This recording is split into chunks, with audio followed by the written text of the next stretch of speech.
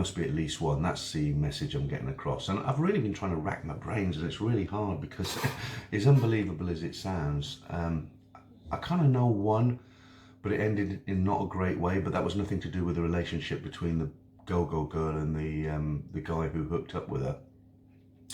But really, honestly, I mean, I know it sounds like I'm really, really negative when I tell you these stories about the bar girls, and it sounds like I'm just, you know, it sounds like I'm almost giving up before I begin, but it's not like that, guys. I mean, if I'd seen, you know, if I'd seen 100 relationships and 99 of them went sour and one of them went good or two of them went good, I'd say, look, you know, go for it, guys. You might be the one in the 100 that gets the good girl, you know, the lucky one. You might be the lucky one, but honestly, it just doesn't happen. It's nothing to do with being negative or derogatory. It's just, you just don't see it. I mean, there's an old saying in Thailand, and it really is, it's been bandied around for years, but it really is true.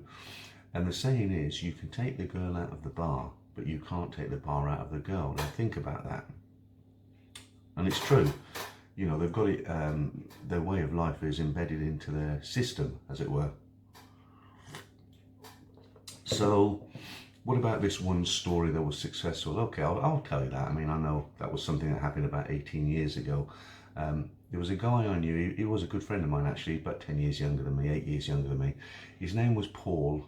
And Paul was, he came over to Thailand, he decided to stay. Paul had an advantage on most expats that come out there, and his advantage was he had a skill where he was able to make a living in Bangkok without having any investment, which is quite rare. And the reason for that was because he was a DJ, and he was quite a successful DJ. He was only about 25, 26, his name was Paul. And he'd done the circuit around London. He'd gone out to Ibiza, done some summer, not shows, what do you call them? Summer parties. You know, it's busy out there in the summer and quiet in the winter. He eventually came out to Thailand to visit some of us, and he loved it there. Why wouldn't he? So he started doing some DJing, and yeah, he was quite successful because, you know, obviously English-speaking DJ, could have been American, could have been Australian, it doesn't matter, but he was English-speaking. And he hooked up with this guy. Originally, he's just doing 1 or 2 nights. You know, he was filling in for guys who had their nights off, and you know, he was doing small sort of venues, and it was a bit of a struggle, but he did manage to sustain himself for a few months. And then he, what happened after that? He hooked up with a sound and light company who was based in Bangkok, an English company, and they hired him as a full-time DJ. And he went off and did parties in the British Embassy, them sort of places. US Embassy, I think he did US Embassy. Anyway, he did a lot of the, when hotels had functions in their, in rooms that didn't have equipment, they hired this company, the sound and lighting company. The owner was a friend of mine, and, or is a friend of mine. Paul went to work for them, so I'm just building up a bit of background. I can't just like leap into the story without telling you the background of Knock, the girl, and Paul. And by the way, I did tell this story really briefly a long time ago in one of my earlier videos. It wasn't about this story, so it was brief. This is actually the whole story. I'm trying to give you a positive story because so many people keep asking me. So there you are. Paul's there in Bangkok. He's about 25, 26. He's now working full time as a DJ. He's making good money, probably 50, 60,000 baht a week. Sorry, was it a month or a week? A month. And that would have been about 18 years ago.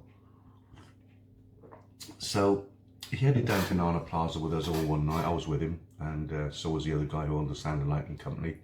We used to go out, get hammered actually. I was younger then. Couldn't do it now. Yeah, so we headed out. We went to Nana. Where else? This was before Cowboy was really happening. Cowboy was there, but it wasn't. It was nowhere near as good as Nana. It's kind of gone the other way now. But we headed down to Nana Plaza, and we went.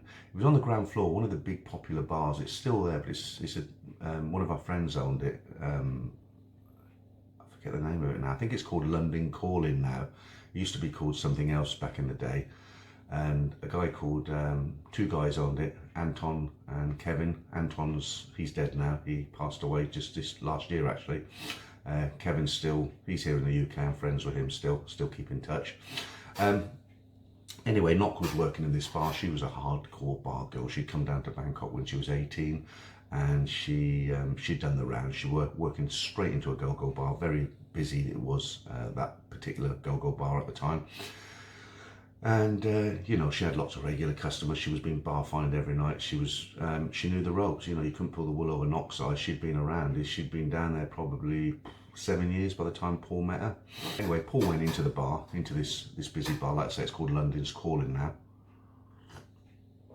Just a few bars along from Classroom, one of our other favourite bars. Anyway, so Paul met Knock, and he bar fined her, and he did it a few times, and he actually really liked her, and believe it or not, Knock liked him also. But you know, obviously Knock has to work. So let's make it a short video. Let's cut to the chase. So eventually what happened is Paul wanted to live with Knock. He wanted to team up with her, but he was really, he weren't happy about her working in the bar, because if a girl's working in the bar, it sounds so innocent when you say that, but I don't really want to describe it in full detail because it's YouTube. But let's think about that a minute. She works in a bar, in a go-go bar. She goes into the bar every night. She dances on stage in a bikini, and what goes along with that. So if you're a boyfriend, you'd have to put up with that. Nobody wants to put up with that. So one night they were having dinner outside the plaza before she went to work, and Paul said, "Look, Knock, I don't like this. Basically, you know, you're sort of going off with people, and you know, I'm seeing you every day, and I don't know what the financial arrangement was. There must have been something in place, because you know, these girls, as I told you before, they've got to send money back to their families. And somebody who's uneducated, who works in a bar like that, that's all they know. So if they don't get that money, they have to get it from somewhere else." Hang on. So yeah, Paul, I'm just trying to remember it from memory. Yeah, Paul said to Knock, he said, "Look, Knock, you know, I'm not very happy you working in the bar. I want you to leave the bar and come and live with me," because he really liked her, and she did like him, to be fair. Knock turned around to Paul and said, "Look, Paul, I do like you. I would like to leave the bar. I would like to hook up with you, but I can't afford to do it. You know, unless you're going to support me, look after me, give me some money to send to my family, I can't do it." And Paul just said, "Well, it's simple, Knock. You know, if you're going to continue working, then I'm not interested." So eventually Knock said, "Well, I need 25,000 baht a month to send my family." Now, luckily for Paul, he'd been briefed by us. He knew the score, although he hadn't been there that long. He, sorry guys, got a call coming in. That's it, I'll call him back later. Although he hadn't been there that long, we briefed him, and you know, we told him what everything was about, so he knew. And the thing is, back in them days, you know, the girls from Isan, they came from farming communities. They didn't need 25,000 baht a month. If she was going to live with him, all her bills would have been taken care of. Paul would have paid a mobile phone, and you know, a family in Isan can get by in those days on probably 3,000-4,000 baht a month. And Paul knew this. So Paul turned around to Knock. He said, "Look, no, I'm not going to give you 25,000 a month. It's too much. But what I will do, if you come and live with me, I'll pay all the bills. You won't have to put your hand in your pocket. Eventually you can get a little job to get yourself some pocket money, but I'll send your family 5,000 baht a month," which we thought was reasonable. They could easily live on 5,000 baht a month. It was more than enough. Knock liked Paul a lot, so she agreed to this. She said, "Yeah, okay, we'll do that," and that's what happened. Knock left the bar, and she went to live with Paul. Paul carried on with his DJ. He was getting more and more popular, and eventually he was scouted by some guys who were opening a nightclub in Phuket, and they offered him a real good package. Basically, it was good money, accommodation, little small apartment, not a room, just a 1-bedroom apartment, but it was paid for by the nightclub, and he could have all his drinks free, and it was too good of an offer to miss up. So he went and seen the guy who owns a sound and lighting company, told him about it. He understood. They parted as friends. Can you hear that, guys? My dog, he's snoring. He's behind me. Can you hear him? Anyway. Yeah, he went down to Phuket, and they moved into this small apartment. Everything was going well. Knock was with him, and she turned out she was actually behaving herself. As far as we know, she wasn't getting up to anything, but she did like Paul a lot. And you've got to remember also, guys, that these girls, I mean, if she's come down to Bangkok when she was 18, he's getting really loud. Hang on, let me just pause that. I'll put him in another room. 1 second. Sorry about that. He wasn't very happy. It wasn't that you wouldn't be able to hear me talking. It's just it was very irritating because I could hear him snoring. It was a lot louder here than you probably came across on the camera. I put him in the dining room. He's not very happy. I woke him up. Where were we? Yeah, so Paul and Knock, they're in Phuket now. They moved into this small apartment and everything's gone well. Knock's behaving herself. So, you know, in answer to these emails or these messages I get, yeah, this is a fairly successful relationship. It's behind me. Can you hear him? Anyway, yeah, he went down to Phuket and they moved into this small apartment. Everything was going well. Knock was with him, and she turned out she was actually behaving herself. As far as we know, she wasn't getting up to anything, but she did like Paul a lot. And you've got to remember also, guys, that these girls, I mean, if she's come down to Bangkok when she was 18, he's getting really loud. Hang on, let me just pause that. I'll put him in another room. 1 second. Sorry about that. He wasn't very happy. It wasn't that you wouldn't be able to hear me talking. It's just it was very irritating because I could hear him snoring. It was a lot louder here than you probably came across on the camera. I put him in the dining room. He's not very happy. I woke him up. Where were we? Yeah, so Paul and Knock, they're in Phuket now. They moved into this small apartment and everything's gone well. Knock's behaving herself. So, you know, in answer to these emails or these messages I get, yeah, this is a fairly successful relationship. It's one of the only ones I've known of that has actually worked out and that I can share with you. But unfortunately, believe it or not, guys, it actually had a tragic end. In those days, the clubs and bars stayed up until about 4 o'clock in the morning. Paul was working for most of the night. By the time he packed up and said his goodbyes and got on his little motorbike and got back to the apartment, it was about 5:30. And he got back in one Sunday morning, and a bit later than normal. It had been a busy night in the club, and I think it was about 6 o'clock he got home. Knock was awake by this time, and as he'd just arrived, as she was waking up, she said, "Look, Paul, can you nip out to the market? You know, the food carts used to open up about 6 in the morning, and around the marketplace." And she said, "Can you go out and get me some food? Save me cooking Sunday morning and all that." And he agreed. He went out on his bike and thought he'd get himself something. And unfortunately for Paul, he was very, very tired because obviously he'd been working all night. He went flying down to the market on his bike, went over a crossroads, a junction, and unfortunately he was hit by a truck. He was wiped out, instant death, killed. And that was the end of it. I mean, it's very, very sad. I knew Paul. He was a good friend.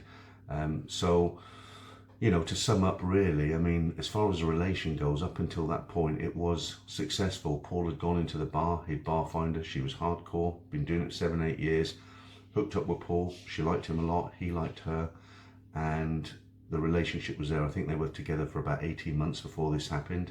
I don't know what happened to Knock afterwards. Obviously, she would have been devastated, absolutely devastated when you lose a partner like that.